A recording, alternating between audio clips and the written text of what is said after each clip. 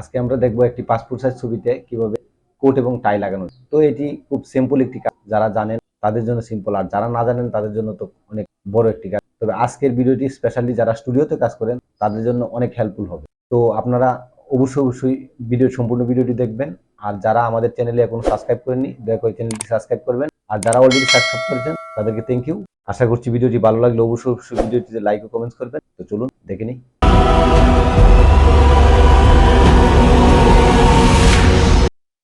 তো প্রথমে আমরা আমাদের অ্যাডোবি ফটোশপ 7 ওপেন করে নিব।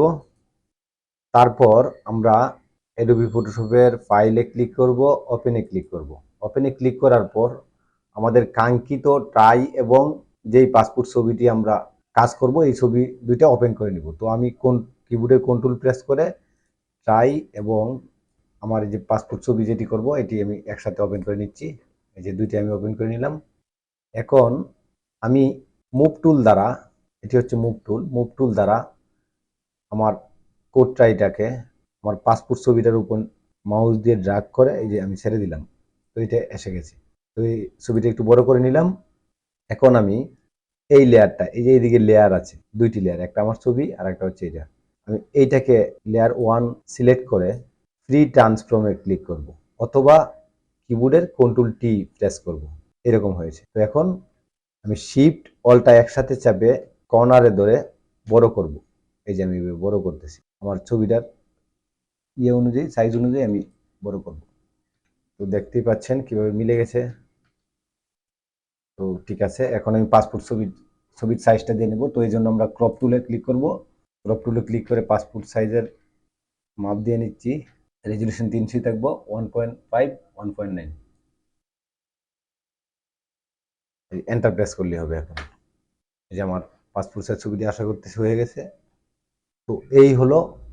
এখন যদি আমি সেভ করি তবে হয়ে যাচ্ছে। আর তো এখন এটি সেভ করব। তো সেভ করার জন্য ফাইলে ক্লিক করব, আবার সেভ এসে ক্লিক করব, ডেস্কটপ দেখিয়ে দিলাম, দিয়ে আমার জেপিজি করে নিলাম, জেপিজি করে নিয়ে ইএসএ দিলাম, এই জায়গায় 12ই থাকবে, ওকে দিলাম। এই যে বন্ধুরা আমার পাসপোর্ট ছবিটি হয়ে গেছে। এই যে পাসপোর্ট ছবিটি হয়ে গেছে। আর যাদের কাছে কোডটাই নেই, অনেকের কাছেই হয়তো বা কোডটাই নেই, তো কোডটাইটা সংগ্রহ করবেন কোড থেকে। কোডটাই সংগ্রহ করা খুবই ইজি। ক্রোম ব্রাউজারে যাবেন, ক্রোম ব্রাউজারে গিয়ে লিখবেন কুট অ্যান্ড ট্রাই লিখে এন্টার প্রেস করেন। দেখেন এই যে কুট এবং টাইয়ের অভাব নেই, আপনার যেটি ইচ্ছা ওইটি নেবেন। তবে অবশ্যই সাইড মোশনের হলে অবশ্যই একটু সাইড হয়ে ছবি নিতে হবে। তো এই হলো আজকের ভিডিওটি ভালো লাগলে অবশ্যই ভিডিওটিতে লাইক ও কমেন্টস করবেন। আর আমাদের চ্যানেল নতুন হলে অবশ্যই চ্যানেলটি সাবস্ক্রাইব করবেন। তো ধন্যবাদ।